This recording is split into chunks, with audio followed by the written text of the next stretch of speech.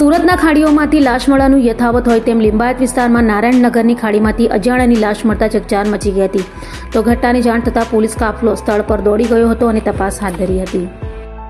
સુરતના લિંબાયત વિસ્તારના નારાયણનગર પાસે આવેલી ખાડીમાંથી એક વ્યક્તિની લાશ મળી આવી હતી. વહેલી સવારે લોકોને ખાડીમાં મૃતદેહ દેખાતા તરત જ સ્થાનિકોએ પોલીસને જાણ કરી હતી.